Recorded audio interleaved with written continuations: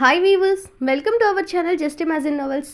ఈరోజు మన కథ వద్దన్న వదిలేస్తానా, ఎపిసోడ్ 192. శివశంకర్ అప్పటికే భార్యను చూసి శిలలా నిలబడిపోయాడు.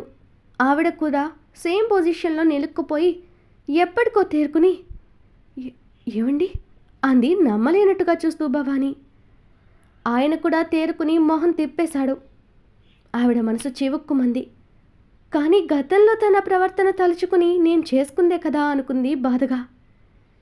కానీ చనిపోయాడనుకున్న మనిషి ఎలా బ్రతికున్నాడనేది అర్థం కాలేదు ఆవిడికి.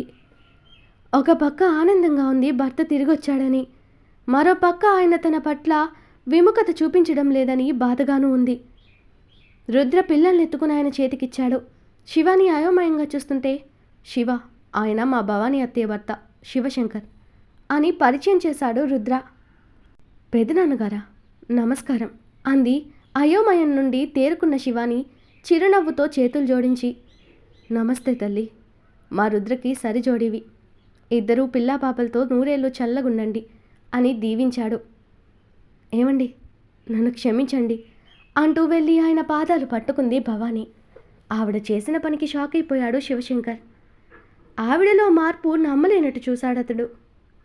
నేను మీ పట్ల చాలా దుర్మార్గంగా ప్రవర్తించి మీ మనసును చాలా కష్టపెట్టానండి. నా నోటి దురుసుతో మీ అందరినీ చాలా బాధ పెట్టాను. నన్ను క్షమించండి. ఉన్నప్పుడు మీ విలువ తెలుసుకోలేకపోయాను. కొడుకు తప్పు చేసిన ప్రతిసారి వాడిని మీరు దండిస్తుంటే మీకు వాడి మీద ప్రేమ లేనట్టు మాట్లాడి వాడిని వెనకేసుకొచ్చాను. అదెంత తప్పో తెలిసేసరికి జరగాల్సిన నష్టం జరిగిపోయింది. నా తప్పు తెలుసుకున్నా దిద్దుకోలేని పాపం చేసేశాను అంది భవానీ కన్నీళ్లతో. కానీ ఆవిడ బాధ కన్నీళ్లు ఆయన్ని కరిగించలేదు. నిర్దాక్షిణ్యంగా ఆవిడ చేతులు పక్కకు తోసేసి దూరం జరిగాడతను. ఏమండి, నాకు తెలుసు మీకు నా మీద కోపం అంత సులువుగా పోదని. మన వాసు చనిపోయాడు. వాడిని బాగు చేయడానికి చూసినా అప్పటికే వాడు చెయ్యి దాటిపోయాడు. కోడలికి మనవళ్ళకి తోడుగా అయినా ఉంటే చాలనుకుని వాడిని మారమని బ్రతిమాలినా వాడు మారలేదు. చివరకు ప్రాణం వదిలేశాడు అని కన్నీళ్ళొత్తుకుంటూ చెప్పింది భవానీ. నేను చేసిన తప్పులు తెలుసుకుని మారిపోయానండి. నేను పోయేలోగా అయినా మీరు నన్ను క్షమించగలిగితే పోయాకైనా నాకు ఆత్మశాంతి కలుగుతుంది. లేదంటే మిమ్మల్ని బాధ పెట్టిన పాపం మరో జన్మకు కూడా వెంటాడుతూ నాకు ఎక్కడా మనశ్శాంతి ఉంచదేమో అని ఏడుస్తూ అలాగే కింద కూర్చుంది భవానీ. ఆవిడ మాటలకు ఆయన విరక్తిగా నవ్వి, కొన్ని తప్పులకి క్షమాపణ ఉండదు భవానీ. నాకు తోడబుట్టిన దానితో సమానమైన గౌరమ్మతో నీచమైన సంబంధం అట్టగట్టి నువ్వు చేసిన రచ్చకి నా మనసు ఎప్పుడో చచ్చిపోయింది. నేను కేవలం రుద్ర పిల్లల్ని చూడాలని మాత్రమే ఇక్కడికి వచ్చాను. నువ్వు మారి నా క్షమాపణ చెప్పినా నాకు నీపై జాలి కూడా కలగదు అని నిష్కర్షగా చెప్పేసి పిల్లల్ని రుద్రకిచ్చి బయటకెళ్ళిపోయాడాయన. భవానీ అలా ఏడవడం చూడగానే జాలేసి ఆమె చెయ్యి పట్టుకుంది శివాని. పెద్దమ్మ, బాధపడకండి. పెదనాన్న కూడా బాధలో ఉండాలా మాట్లాడారు. మరోసారి మాట్లాడితే ఆయనలో కాస్తైనా మార్పు రావచ్చు. మీరిలా అయిపోవడం నాకు నచ్చలేదు అంటూ ఆవిడను పైకి లేపింది శివాని. నాలాంటి పాపాత్మురాలికి ఇలాగే జరగాలే శివ. అహంకారంతో కళ్ళు మూసుకుపోయాయి కదా నాకు. అందుకే చెయ్యరాని పనులెన్నో చేసిన నాకు అంత సులువుగా క్షమాపణ దొరికితే ఎలా అంటూ భర్త వెళ్ళిన వైపే చూస్తూ అంది భవానీ. రుద్ర, సురేఖ మౌనంగా ఉండిపోయారు. పిల్లలని జాగ్రత్తగా ఊయల్లో పడుకోబెట్టాక, అత్తయ్య, నువ్వింటికి వెళ్ళి రెస్ట్ తీసుకో, ఇక్కడ నేను అక్క ఉంటాం అన్నాడు రుద్ర ఆవిడ మానసిక పరిస్థితిని అంచనా వేసి. ఆవిడ మౌనంగా తలూపి బయటకు నడిచింది. రుద్ర డ్రైవర్కి ఫోన్ చేసి ఆవిడ్ని డ్రాప్ చేయమని చెప్పి బాధపడుతున్న సురేఖను ఓదార్చాడు రుద్ర. శివాని ఏదో ఆలోచిస్తుంటే, ఏయ్, నువ్వు స్ట్రెస్ తీసుకోకూడదు, ఇప్పుడు హెడేక్ వస్తుంది, కామ్గా పడుకో అని కాస్త సీరియస్గా చెప్పాడు రుద్ర. అది కాదు రుద్ర, మీ మావయ్య చనిపోయారన్నారు కదా, మరి ఇదేంటి అని రుద్ర మాటలు పట్టించుకోకుండా అడిగింది శివాని. నీకు అవసరమా అంటూ సూటిగా చూశాడతను. అలా అంటావేంటి? ఎవరినైనా ఏదైనా సస్పెన్స్లో పెడితే మనం వద్దన్న మన మైండ్ అటే పోతుందని నీకు తెలీదా అని కస్సు నడిచింది శివాని. అబ్బా, ఎందుకు అలా అరుస్తావు? పిల్లలు లేచి భయపడతారు నీ అరుపులకి. ఏంటో నీకు డెలివరీ అయినా ఈ మూడ్ స్వింగ్స్ పోలేదు. సరే సరే, కోపం తెచ్చుకోకు, విషయం చెప్తాను. ఆయన మా అత్తతో గొడవపడి కనపడకుండా పోయారు. కొన్ని రోజులకు ఎవరో ఆయన బ్యాగ్ ఇచ్చి రోడ్ యాక్సిడెంట్లో చనిపోయారు. పోలీసులే అనాథనుకుని దహన సంస్కారాలు చేశారని చెప్పడంతో నిజమే అనుకుని మా వాళ్ళంతా నమ్మారు. కొన్నాళ్ళకి మా అత్త పుట్టింటికి వచ్చేసింది. ఆ తర్వాత ఏం జరిగిందో నీకు తెలుసు కదే. ఆయన మాటల్లో ఎందుకు ఇలా చేశాడో నీకు కూడా అర్థమైంది కదా. ఇక నీ డౌట్ తీరిపోతే ప్రశాంతంగా పడుకోవే, అరిచి ఆయాసం తెచ్చుకోకు అని నవ్వుతూనే వెటకారం చూపించాడు రుద్ర. సురేఖ నవ్వుకుంటూ, శివ నీ పుణ్యమా అని మా రుద్ర కోపాన్ని మర్చిపోయి ఎంత ఓపికగా మారాడో చూసావా అంది. వదినా అంది అలకగా శివాని. ఏంటే వదినా, మా అక్క మాటలు నిజం కాదా? బయట అందరికీ ఈ రుద్ర పేరు వింటేనే దడ, నీకేమో నేను భయపడే పరిస్థితి వచ్చింది. రాకాసిదానా అన్నాడు మొహమంతా ఎగబట్టుకుని రుద్ర. ఓ అబ్బో, చాలా భయం కదా నేనంటే. చెప్పేది ఏదైనా నమ్మేలా ఉండాలి బాబు. అయినా నీకెందుకు అందరూ భయపడాలి? నువ్వేమైనా రాక్షసుడివా అంది వెటకారంగా శివాని. వాళ్ళ చిలిపి తగాదాలు చూసి సురేఖ నవ్వుతూ బయటికెళ్ళిపోయింది. ఆవిడ అలా వెళ్ళగానే డోర్ లాక్ చేసి శివానీని అమాంతం ఎత్తి తన ఒళ్ళో కూర్చోబెట్టుకున్న రుద్ర, ఏంటి చాలా ఎక్కువ చేస్తున్నావు, నీకు నేనంటే భయం లేదు కదా అని తన మెడ మీద చిన్నగా కొరికాడు. ఏంటి ఇలా కొరికా? ఎవరైనా చూస్తే ఏమనుకుంటారు? డెలివరీ అయ్యి 1 వారం కూడా గడవలేదు, అప్పుడే మొగుడితో సరసాలు ఆడుతుంది అనుకోరు అని చిరుకోపంగా అడిగింది శివాని. తను కొరికిన చోట ఎంగిలి ముద్దిస్తూ, ఎవరేమనుకుంటే మనకేంటే, జనాల కోసం ఆలోచించడం మానే ఫస్ట్. ఒకవేళ ఎవరైనా అడిగితే నా మొగుడికి చాలా విలువైన గిఫ్ట్ ఇచ్చాను, 2 పిల్లల రూపంలో, అందుకని నాకు గిఫ్ట్గా అయినా ప్రేమతో ఈ గుర్తిచ్చాడని చెప్పు అన్నాడు రుద్ర నవ్వుతూ. సిగ్గులేని మాటలు చెప్పకు రుద్ర అంది అలకగా రుద్ర. రుద్ర నవ్వుతూ, సిగ్గుపడేంతేముంది ఇక్కడ, జస్ట్ ముద్దేగా ఇచ్చింది అన్నాడు తేలికగా రుద్ర. నువ్వు వదులు ఫస్ట్ నన్ను అంది లేవడానికి చూస్తూ ఆమె. అబ్బా ఇలా కాసేపు ఉండవే, నేను చాలా మిస్ అయిపోయాను అంటూ ఆమెని అలాగే హత్తుకుని భుజం పైన గడ్డ మారించి కళ్ళు మూసుకున్నాడు రుద్ర. భర్త పైకి పూర్తిగా వెనక్కి వాలి తాను కూడా అలాగే ఉండిపోయింది శివాని. పిల్లల్ని చెక్ చేసి శివానికి కూడా ఏం ప్రాబ్లం లేదన్న తర్వాత డిశ్చార్జ్ చేశారు డాక్టర్లు. ముగ్గురిని జాగ్రత్తగా ఇంటికి తీసుకుని వెళ్లారు. హాస్పిటల్లో ఉన్నన్ని రోజులు వాళ్ళని చూడటానికి శివశంకర్ భవానీ లేని టైంలో వచ్చి వెళ్ళేవాడు. గౌరమ్మకి కూడా ఆపరేషన్ సక్సెస్ అయి ఆవిడ కూడా కోలుకున్న తర్వాత రుద్ర వాళ్ళని తమ ఫామ్ హౌస్లోకి పంపించాడు ఒప్పించి. భవానీ రోజు భర్త కోసం చూసేది, కానీ ఆయన తిరస్కారం ఆవిడ్ని ఎక్కువ కృంగదీసేది. ప్రతాప్ గారి విషయం తెలిసిన తర్వాత తన బావగారిని క్షమాపణ అడిగి ఇంటికి ఆహ్వానించిన ఆయన సున్నితంగా తిరస్కరించారు. చెల్లి బాధ చూడలేక బ్రతిమలాడాడు. అలా అంత పెద్ద మనిషి చేత అలా అడిగించుకోలేక నాకు టైం కావాలని అప్పటికి తప్పించుకున్నాడు శివశంకర్. ఆఫీస్ నుండి వచ్చిన స్నేహ ప్రదీప్ పిల్లల్ని నిమిషం కూడా వదలక ఇంట్లో ఉన్నంతసేపు వాళ్ళతోనే గడుపుతున్నారు. నిద్రపోవడానికి మాత్రమే రూమ్కి వెళ్తుంది స్నేహ. అది గమనించిన బన్నీ ఒకరోజు, అత్త వాళ్ళని నువ్వు తీసేసుకుంటే నేనెలా ఆడుకునేది, నా తమ్ము చెల్లిని నాకు ఇచ్చేయి అని పేచీ పెట్టాడు. మూతి ముడిచిన స్నేహ, ఏరా నేను వాళ్ళని ఎత్తుకోకూడదా అంది. స్నేహ నువ్వు ఫీల్ అవ్వకు, బన్నీ అత్తను అలా అనకూడదు నాన్న, అత్త కూడా పాపం ఆఫీస్ నుండి వచ్చినప్పుడే కదా అలా ఎత్తుకుంటుంది. నువ్వు ముందు ఫ్రెష్ అయ్యి స్నాక్స్ తినేసిరా, తర్వాత నువ్వు కూడా ఆడిద్దు. అయినా వాళ్ళకి ఇప్పుడే ఏం తెలియదు కన్నా, నువ్వు ఆడించినా అని శివాని నచ్చ చెప్పింది వాడికి. అత్త ఫీల్ అయ్యావా? సారీ. సరే నువ్వు నేను వచ్చేదాకా చూసుకో, తర్వాత నాకు అని ఓ ఒప్పందానికి వచ్చిన తర్వాత బన్నీ లేచి శివానికి ముద్దు పెట్టి వాష్రూమ్లోకి పరిగెత్తాడు స్నానం చేయడానికి.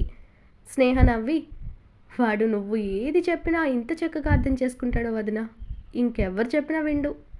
నువ్వంటే వాడికి చాలా ఇష్టం, అందుకే ఇలా నీ మాటే వేదనలా ఉంటాడు అంది. అది మాత్రం నిజంరా అన్నాడు అప్పుడే వచ్చిన రుద్ర. నీ కన్నెప్పుడు నా మీద నా కొడుకు మీదేలే అంటూ మూతి ముడిచింది శివాని. నిజాలు చేదుగాను నిష్ఠూరంగానే ఉంటాయమ్మా శివమ్మ అని నవ్వుతూ కూతురు నొళ్ళలోకి తీసుకున్నాడు రుద్ర. చిన్ని చిన్ని కళ్ళను తెరిచి తండ్రిని చూసి ఆ స్పర్శ తండ్రిదని తెలిసిందేమో బుజ్జి పెదాలు సాగదీసి నవ్వింది పాప. ఏంటి కన్నమ్మా, డాడీ అని తెలిసి నవ్వుతున్నావా అని మురిసిపోతూ ముద్దు చేశాడు రుద్ర కూతురిని. అప్పుడే స్నానం చేసి వచ్చిన బన్నీ తండ్రి చేతిలో చెల్లిని చూస్తూ, హే నా చెల్లి లేచింది అని ఎగ్జైట్ అవుతూ గబగబా వచ్చాడు. రే ఫస్ట్ డ్రెస్ వేసుకోరా, తర్వాత చెల్లిని ఎత్తుకుందో అన్నాడు రుద్ర నవ్వుతూ. అత్త నువ్వు వెళ్ళి నా డ్రెస్ తీసుకురా అని ఆర్డర్ వేశాడు వాడు కదలకుండా. రే నా చెల్లి నీకేమైనా ఆయానా అని రుద్ర చిరుకోపంగా చూడగా, ఊరుకో అన్నయ్య, నా అల్లుడికి చేయడానికి నాకేమీ బాధ లేదని నవ్వుతూ వెళ్ళి వాడికి డ్రెస్ ఇచ్చి పక్కకు తీసుకుని వెళ్ళింది స్నేహ. శివాని రుద్రని చూస్తూ ఉంటే, ఏంటే అలా చూస్తున్నావు, ఏం కావాలి అంటూ కళ్ళెగరేశాడు రుద్ర. నీకు నీ పిల్లలుంటే చాలు కదా, నేను అవసరం లేదు అని శివాని మూతి తిప్పుకుంది. నువ్వు లేకపోతే వీళ్ళెక్కడి నుండి వచ్చారే తిక్కల్దానా, నాకు అందరికన్నా ఫస్ట్ నువ్వే. అనవసరంగా ఏదేదో ఊహించుకుని బుర్రపాటు చేసుకోకు. ఇప్పుడు నీకు కూడా ముద్దు కావాలా? అదేదో డైరెక్ట్గా అడిగితే పెట్టనా? నువ్వు నీ మొహమాటం అంటూ తన పక్కకి జరిగి శివాని బుగ్గ మీద నుదుటిపైన ముద్దు పెట్టాడు రుద్ర. ఇంకా అలాగే చూస్తుంటే, ఇంకా ఏంటి చాలేదా అన్నాడు రుద్ర నవ్వుతూ. నిజంగా నా మీద ప్రేమ తగ్గలేదు కదా నీకు అని డౌట్గా చూస్తున్న శివాని వాలకానికి అతడు నిట్టూరుస్తూ, నీకిప్పుడు ఈ అనుమానం ఎందుకు వచ్చిందే అన్నాడు నీరసంగా రుద్ర. మరేమో చాలామంది భర్తలకి భార్య డెలివరీ తర్వాత అందంగా కనపడదంట, అప్పుడే వాళ్ళ కళ్ళు పక్క చూపులు చూస్తాయంట. అటుపై భార్యని బిడ్డల్ని పట్టించుకోరని కూడా విన్నాను. నువ్వలా చేయవు కదా అని ఇన్నోసెంట్గా ఫేస్ పెట్టి తన డౌట్ని అడిగేసింది శివాని. రుద్ర నవ్వుతూ, ఒకవేళ నేను కూడా అలాగే చేస్తే ఏం చేస్తావే అంటూ సరదాగా కళ్ళెగరేశాడు రుద్ర.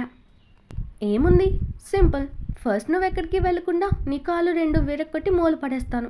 తర్వాత నేను నాకు కాకుండా చేసిన దాన్ని ఏ లారీతోనో గుద్ది చంపేసి బొంద పెడతాను. కేసు అది కాకుండా చూడటానికి మావయ్య ఉన్నారు. నువ్వెక్కడికి కదల్లేవు కాబట్టి నా పిల్లలతో పాటు నిన్ను పెంచుకుంటాలే అని తేలికగా చెప్తున్న ఆమె మాటలకి రుద్ర షాక్తో నోరు తెరిచి, వాట్, చంపుతావా? నా పిచ్చి కానీ నువ్వెంత ఖతర్నాకో తెలిసి కూడా నేను అడగడం నాది బుద్ధి తక్కువ. అయినా నీకు ఇన్ని అనుమానాలేంటే? ఇలా చెప్పి సభ్య సమాజానికి ఏం మెసేజ్ ఇద్దామని? ఇప్పటికే దేశంలో ఎక్కడ చూసినా భార్యలు మొగుళ్ళని చంపడం అనే మహత్కార్యం చాలా జోరుగా సాగుతుంది. నువ్వు కూడా ఇలాంటి డైలాగ్స్ పాస్ చేయకే, పాపం మా మగజాతి భయంతో నిద్రపోరు. నువ్వు కూడా ఇలాంటి మెసేజ్ ఇవ్వకు, పాపం కొన్నాళ్ళైనా వాళ్ళని బ్రతకనిద్దాం అని ఓ భారీ స్టేట్మెంట్ ఇవ్వగానే శివాని శివాలెత్తిపోయింది. శివాని తనకి గట్టిగా నవ్వి, మరి మీ మగాళ్ళు మా ఆడవాళ్ళని అన్యాయంగా చంపినప్పుడు ఇలా బాధపడలేదే? ఇప్పుడు బెమ్మేలెత్తుతున్న ఈ ఆనిముత్యాలు? ఎక్కడో 10 మంది ఆడవాళ్ళు ఇలా చంపగానే సోషల్ మీడియాలోకి వచ్చి అంతా పడి ఏడుస్తున్నారు. నేను చంపమని ఎవరిని ఎంకరేజ్ చేయడం లేదు, బట్ ఇదే బాధ్యత ఆడవాళ్ళకి అన్యాయం చేస్తున్న వాళ్ళపై కూడా చూపించి తిరగబడమని చెప్తున్నా. ఆడ మగ అని తేడా వదిలేసి ఎవరికి అన్యాయం జరిగినా ఆ చేసిన వాళ్ళని నిలదీసి వాళ్ళకి భయం బాధ్యత నేర్పాలంటున్నా. ఈ మాటలు ఎవరి మనోభావాలు దెబ్బతీయాలని చెప్పడం లేదు, ఏదో మాకు తోచినట్టు చెప్తున్నాం అంతే. ఇవి ఎవరికైనా నచ్చకపోతే ప్లీజ్ ఇగ్నోర్ ఇట్.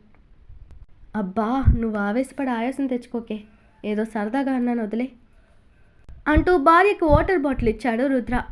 వాటర్ తాగి అలాగే చూస్తున్న శివాని చూసి నవ్వి, నీ ఏడు పాపవేక, నేనేం నీకు అన్యాయం చేయను, మోసం అంతకన్నా చేయను. అయినా నా 3 పిల్లల్ని నిన్ను వదిలి వెళ్ళడానికి మీ దగ్గర లేని సంతోషం నాకు ఎక్కడ దొరుకుతుంది చెప్పు. ఇప్పుడు చెప్పే, నా మాటలు బాగా బుర్రలో పెట్టుకో. ఇంకెప్పుడు నీ మైండ్లోకి ఈ ఆలోచనలు రాకూడదు. నాకు నువ్వు నా పిల్లలు చాలు. నా కన్నెప్పటికీ నిన్ను దాటిపోదు. నీకు వయసు అయిపోయి నీ చుట్టూ తెల్లబడి నీ పళ్ళన్నీ రాలిపోయి బోసినొట్టుతో ఉన్నా సరే నిన్ను తప్ప మరొకరిని కన్నెత్తి కూడా చూడను. ఆ రాముడిలాగే నాది కూడా ఒకటే భార్య అనే సిద్ధాంతం. చాలా ఇంకా చెప్పాలా అని సూటిగా చూస్తూ ఆగాడు రుద్ర. అప్పటికే రుద్ర మాటలకి శివానికి ఆనందంతో కళ్ళల్లో నీళ్లు తిరుగుతుంటే అతని ఎద మీద తల నుంచి, సారీ రుద్ర, నీ గురించి తెలుసు కూడా అడిగాను, కానీ నాది అనుమానం కాదు, భయం అంతే అంది. నీ గురించి నాకు తెలుసులే కానీ ఆ విషయం వదిలే. నా బంగారానికి ఆకలేసినట్టుంది చూడు, చెయ్యి నోట్లో పెట్టుకుని ఎలా చప్పరిస్తుందో అన్నాడు కూతుర్ని చూపిస్తూ రుద్ర.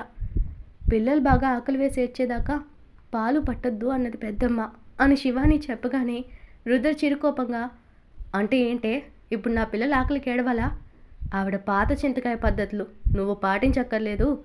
వాళ్ళేదో ఒకటి చాదస్తంతో చెప్తారు, నువ్వు ముందు నా బంగారుకి పాలివ్వు అని పాపని శివాని ఒళ్ళో జాగ్రత్తగా పెట్టాడు రుద్ర. శివాని మారు మాట్లాడకుండా పాపకు పాలు పడుతుంటే అప్పుడే బాబు కూడా లేచి అటూ ఇటూ చూస్తూ ఎవ్వరూ కనపడబోయేసరికి ఏడవడానికి రెడీ అయిపోయాడు. అది గమనించిన రుద్ర వాడిని ఎత్తుకుని, ఏరా నాన్న, నీకు కూడా ఆకలిస్తుందా అని వాడి బుగ్గల మీద ముద్దులు పెట్టి, ఆ మాత్రానికి బాబు స్కిన్ రెడ్గా అయిపోవడం కూడా చూసి, ఏంటే వీడు ఇలా ముట్టుకోగానే ఇలా రెడ్గా అయిపోయాడు అని ఆశ్చర్యంగా చూశాడు రుద్ర. ఇప్పుడు అలాగే ఉంటారులే రుద్ర, వాడిని టిచ్చి పాపని తీసుకో అంటూ అప్పటికే పాలు తాగేసిన పాపని రుద్రకు ఇచ్చి బాబుని తీసుకుంది శివాని.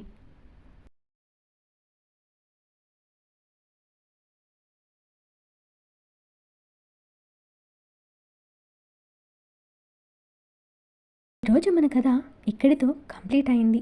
ఈ స్టోరీ మీకు నచ్చినట్టయితే ప్లీజ్ స్టోరీని లైక్ చేసి కామెంట్ రూపంలో మీ అభిప్రాయాన్ని తెలియచేయండి. అలాగే ఛానల్ని సబ్స్క్రైబ్ చేసుకుని షేర్ చేసి మాకు సపోర్ట్ చేయండి. నెక్స్ట్ అప్డేట్తో మళ్ళీ కలుద్దాం. అంతవరకు బాయ్.